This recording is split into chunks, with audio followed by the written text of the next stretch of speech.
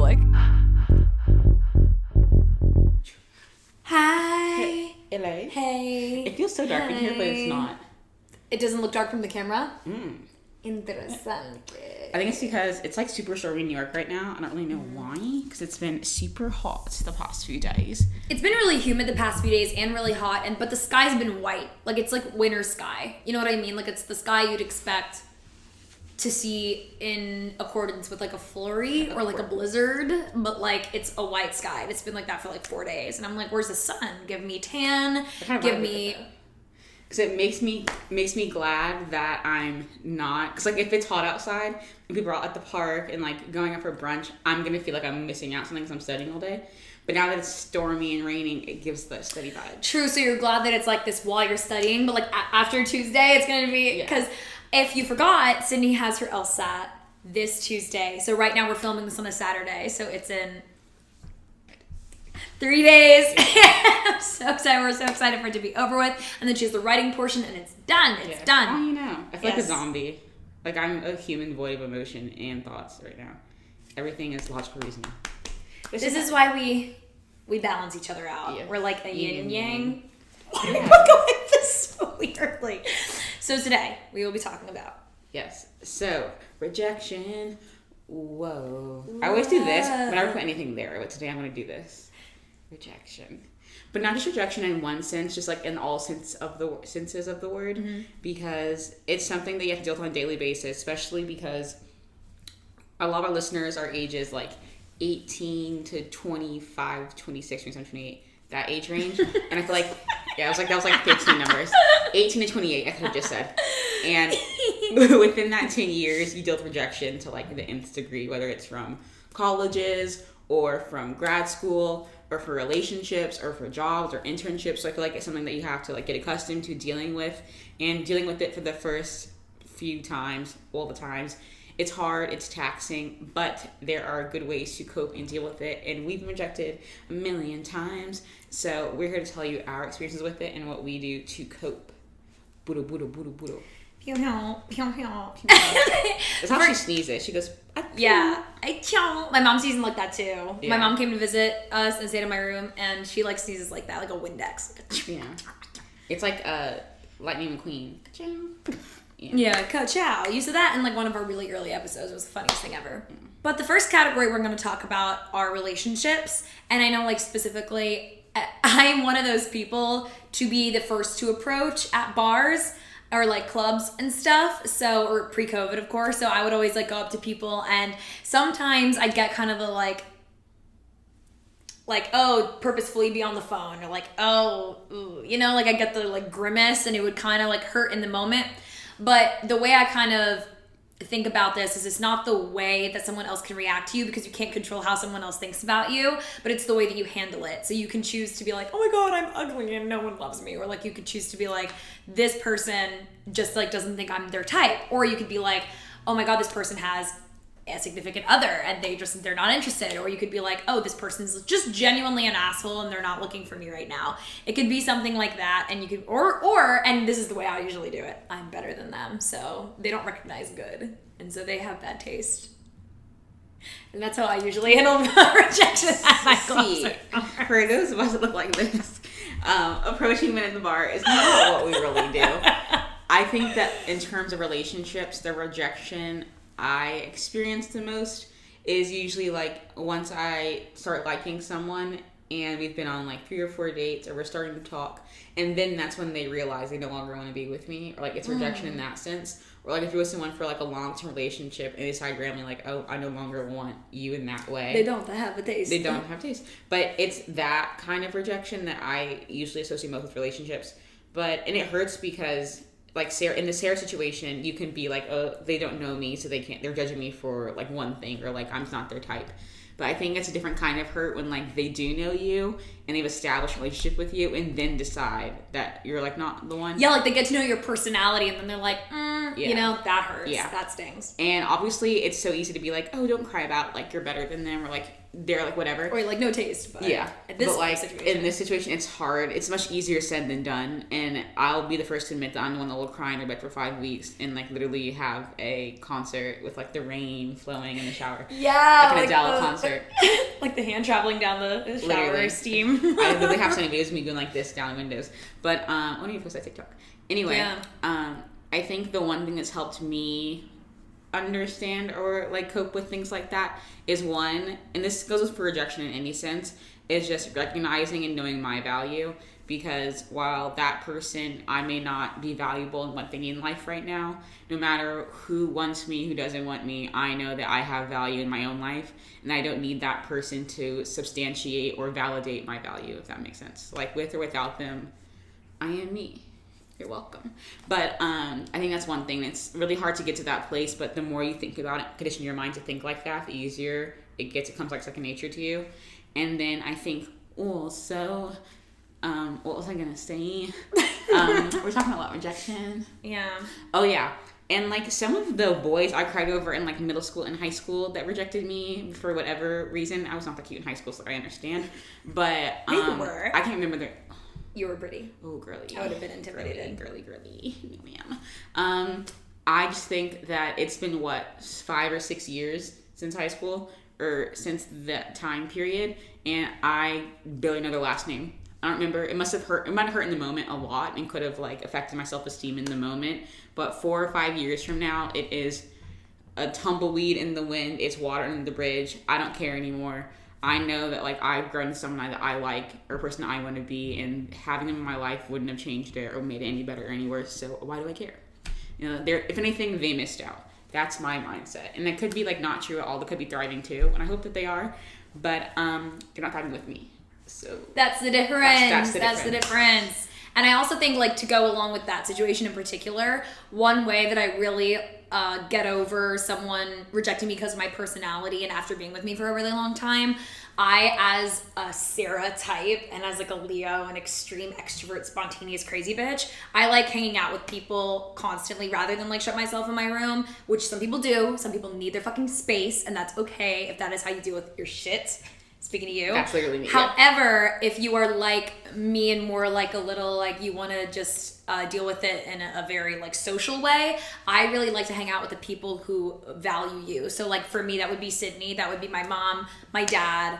That would be my boyfriend. That would be, like, my select few friends who, like, I know really value me for me and who always make me feel confident and uplifted rather than always kind of, like, shoot me little, like, backhanded compliments and, like, shoot me down. So find the people who really, really value you, and then through them and through your kind of interactions with them, you'll recognize your self-worth again. That's just what I like to do. But both choices are obviously equally as valid. Yeah, I feel like there's, like, no one right way to cope with something because everyone's personality and needs are different. Yes. But I think as long as the goal itself is the same, and that's, I think, what we both need is recognizing your worth and your value.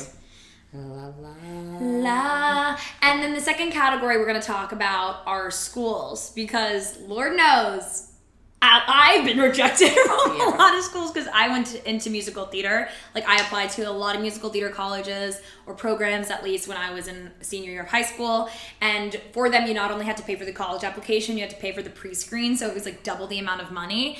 And as I'm sure you know, because you applied to Tisch when you first came to NYU, so you totally know where I'm coming from, because with your portfolio and stuff like that. But, like, I had to find a studio, rent out a studio. I had to pick songs. It took time and energy. I had to print out all my sheet music, find a pianist, find a vocal coach. Like, it was crazy. And, like, I already had a vocal coach, but, like, it helps to find a vocal coach and a dance coach specifically, like, instructed for pre-screens. So it was a crazy experience, and I worked so hard, and I was so sure that if I paid all this money and I worked as hard as I could get in every single school that I want to. But sometimes working as hard as you can is not enough, especially with colleges, because you can have a killer essay, you can do everything you possibly can, and the College Board and the education system in America, this is just my opinion, is so fucked up that you might just not get into a college even if you're, like, the perfect candidate seemingly. You just might not have a chance because of that admissions officer who looked over your goddamn portfolio or your college resume that day, which really, really sucks. Yeah, like, love the sirens. Whoa. They agree with me. Yes, They said the college American education system sucks. Yeah, so like my dream school was USC, Southern California, not South Carolina. Sorry. Ew. Literally. Don't get that mixed up. And as Sarah said, like I was really into both writing and film, but also politics. So I wanted to choose schools that had good programs for both, just in case I wanted to like switch over or wanted to do both at the same time. And the USC was perfect for me. It was close to my house in LA. And it was there, and like I remember touring with my dad, and he was like, "You're gonna go here. It's gonna be so fun." And, like that was like a bonding moment for us. Like he would talk about USC all the time, and so I went home going there. So I was like, "I'm gonna get in." I'm so confident in me. Like I had the scores, SAT scores. I had the GPA. I had the extracurriculars. I had the writing, everything I needed to get in. So I was like confident I was gonna get in. And I remember I went on a trip with my friends to the Bahamas senior year of high school. And right as I was getting on the plane, my mom calls me and was like, "Oh my God, we got a letter from USC." And I remember literally sobbing, like I felt like my face drop because once she said letter, and two, my friend had gotten a huge package from USC like the day before, and we had planned on going to USC together. Like we were going to room together, and like we had started looking at dorms and decorations, everything. And she got a huge like red package that would like exploded when you open it. And my mom said I got a letter, and I was like, I didn't get in. Right before your Bahamas trip. As I was getting on the plane. I feel like you told me this, but I forgot until this exact moment. Like as I was getting on the plane, I found out. I cried the entire plane ride there. So I was like, how long was the plane ride? Like 4 hours. I was like, I literally am not going to college. Like no one likes me. I'm the worst. I'm literally stupid. Like whatever. And then we were staying in a very remote island, so we had no Wi-Fi the entire trip. And that's the week that all the decisions came out. And so all my friends like knew where they were going. They were like, "Oh, we're going to Auburn. They're going to Clemson. We're going to here." Oh my God, Auburn and Clemson. That's so funny. And I was like, I'm not going anywhere because I didn't get accepted anywhere because I couldn't have my parents call me. I couldn't check my email. And so right when I touched down is when I got my NYU acceptance letter. And my parents loved NYU. My dad's from New York, so like it was great. It wasn't USC though, so I was kind of like felt like a failure, like second rate, whatever. But I ended up loving NYU. It was the perfect place for me. I can't imagine going to USC now. Like I feel like I would have hated it, but I feel like even though in the moment it felt like the worst rejection ever, like I wasn't enough, or like I wasn't smart enough, or cool enough, or the perfect candidate, or blah blah blah blah. I realized that it's as cheesy as it sounds. My mom always says this to me: that one, everything happens for a reason, and two, blessings are a disguise. So I feel like, though it felt like really rejection in the moment, I was right where I needed to be. So everything worked out for a reason. And now I have this cool podcast and a cool roommate and a cool city and a cool job. So I feel like in the end, it did happen for a reason. And I'm glad it did happen because that rejection got turned into a blessing. Yeah. And before I even got my decision back from a lot of like the musical theater programs I applied to, I like changed my career path and I started like applying to communication schools. But I was, again, like so sure I was going to get it. And in the back of my mind, I was always like, if I get that acceptance from Carnegie Mellon, I'm going to go. Like, I'm just going to say fuck it all and I'm going to go and I'm not going to have a plan B and I'm going to get my degree in musical theater and be on Broadway. And when I got that rejection, and that was after I got my acceptance to NYU, because NYU was like my dream communication school. And I got it and I was so excited, but like when I got that rejection from Carnegie Mellon, no one could talk to me for 3 days. I was so bitchy. I was like, because to my parents' face, especially because I had to keep a face for them, I was like, I don't care, whatever. I didn't even want to do musical theater anymore anyway. But in my room, me sobbing. So I was in front of everyone. And the worst part was that when people would text me, like, "Oh my God, girlie, did you get into USC? Girly. No! Because my school had an Instagram page where they posted where everyone got in, and like every person had to post every acceptance letter, their list of schools they might go to. And of course my dad would post on Instagram and he was like, "Sis, we're gonna hear back from USC today." And I was like, no, not his Instagram with 10,000 followers. And that was the worst part though, is that like I wish it's like that he would have been proud of me if I gotten in, and that was like one of the worst things too, because I had to like be embarrassed. Dad and daughter bonding means a lot. Yeah, because it'd be you know, it's you and I are so career focused. So as two people in college, still full-time students who are so career focused, we understand what it's like to get rejected from internships specifically, and even further from that, jobs, because we've recently in the past year gotten our first big girl jobs, and we're now trying to be financially independent from our parents, which is crazy because we have this new apartment, we have to pay rent and pay for like food and dinner and groceries and amenities and like all of those other things, and work. So it's all crazy, and we're trying to navigate that.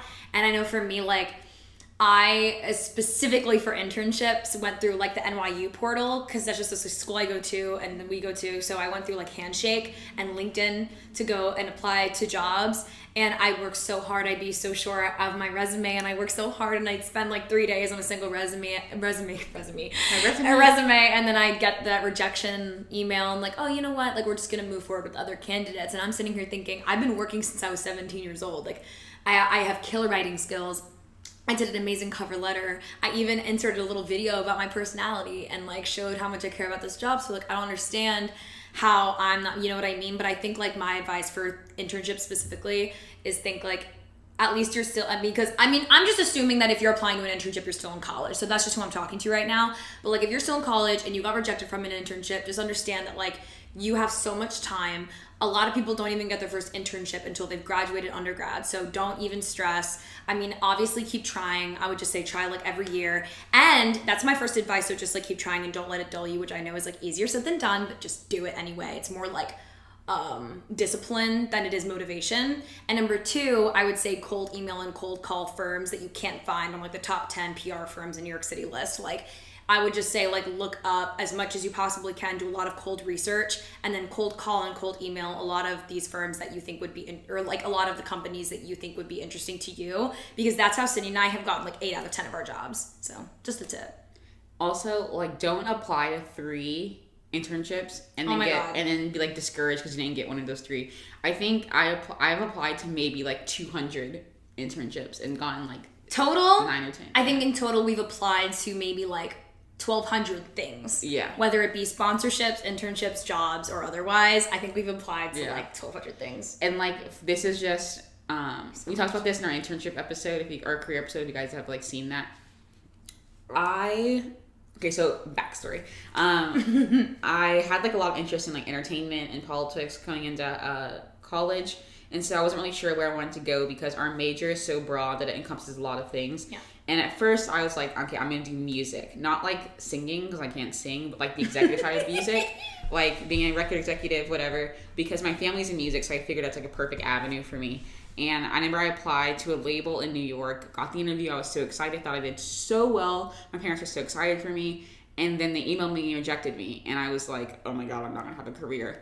And so I applied to a million other internships. And then I finally accepted one at like a PR firm or something. And then they emailed me back and were like, actually, we changed our mind. We want you to come back. And in my head, I was like, how you going to takesy backsies?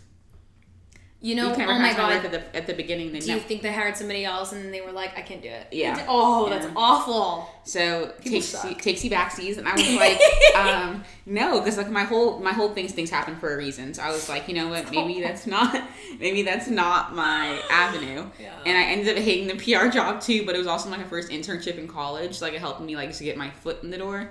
And it also helped me realize that it's not what I wanted to do. Because one thing that I think people don't really take into account is that it's a perfect way to let you know what the job's actually going to be like.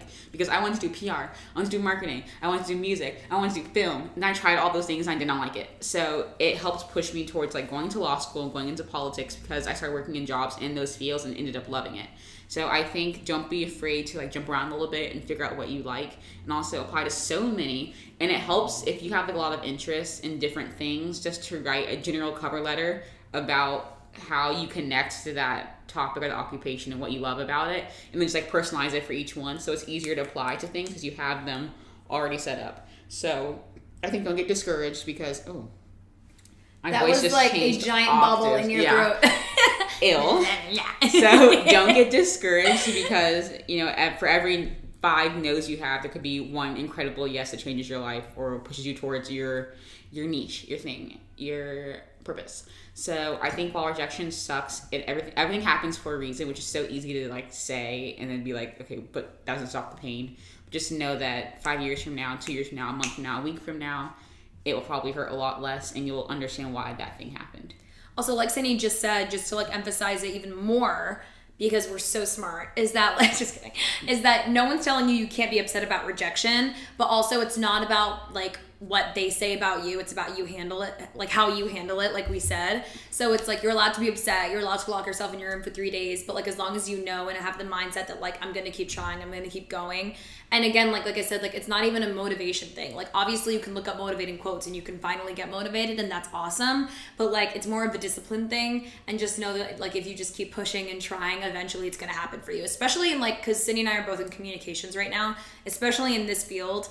Like, oh my God, you could apply to like 60 internships / jobs and only hear back from 3 and not even get one. That's what's so upsetting, because it's like you try so hard and then you just keep getting no's and no's. So it's easy to get discouraged, but discipline yourself to not, to keep pushing. And like there's this quote, I'm trying to think about who it's from. It might be Martin Luther King, it might be Mahatma Gandhi. You love this quote. Yeah. I know exactly what it might be Mahatma Gandhi. I'm pretty sure he's like canceled right now. He is. He was a pedophile, I think. Yeah, I think so too. Yeah. Or like Coco Chanel or Einstein maybe. Except the maybe things, Bill Nye the Science Guy. Except the things. Ooh, I loved him. I met him in Barnes & Noble once, and I almost started crying. I was like, in another life we could have been lovers, or friends, or lovers and friends, or coworkers. I don't know. Maybe it was Einstein. It's that thing that's like, you accept the things you cannot change and change the things you can't accept, or something like that. I don't think that's a quote. If I just made that up, it's kind of. If you made that up, that'd be the smartest thing you've ever seen. I know. It's like the same. It's the same premise, but I might have said it wrong. Or like, accept the things you cannot change. That's what you. Isn't that what you just said? But there's I think I messed up the second part. Or like. No, you said it right the first time. Accept the things you cannot change. And change the things you cannot accept. Is that how it goes? If so, purr. So basically, the only thing that you can control is how, one, you react to it, and 2, how you use that to propel yourself forward. So I think that while let yourself feel things, obviously, because if you don't, they're going to pile up later, but, be upset about it, like cry, go out, whatever you need to do, but then realize that the only things that are within your control are things that you can change. So see the positive in it, use that as motivation, as a learning experience to fix things in the future.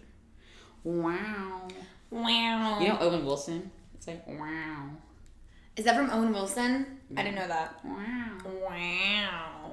Wow. Whenever we do that, I think of like the claw from Toy Story, like the claw, and like wow. I don't know. There's little green things from Toy Story.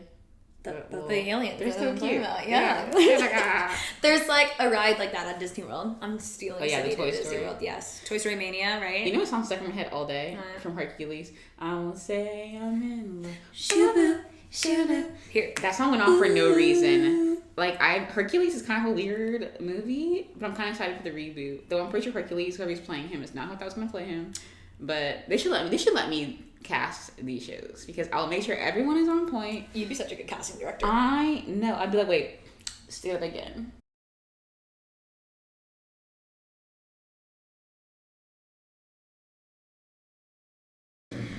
Hey guys, I accidentally turned the camera off. Oopsie. It accidentally like turned off. It like turns itself off. Yeah. We should like figure out the time it always does that, or is it never the same? It's always like at around the 20-minute mark. Drake. It was never the same. I don't know if that's what it was called, but I'm pretending like it was. I don't know. Anyway, make sure to give us a listen on iHeartRadio, Spotify, Apple Podcasts, and if you're listening on there, make sure to follow our YouTube or subscribe to our YouTube and share and like and comment and subscribe. Comment and that and all of that. Yeah. And if you're on our YouTube, hi, we love you. You are the favorite. Just kidding. Actually, no. And then make sure to follow our Instagram and TikTok at the same name, Crying in Public Podcast. And enjoy the sirens. Goodbye. Goodbye. Goodbye. To clean. Cheers. Cheers.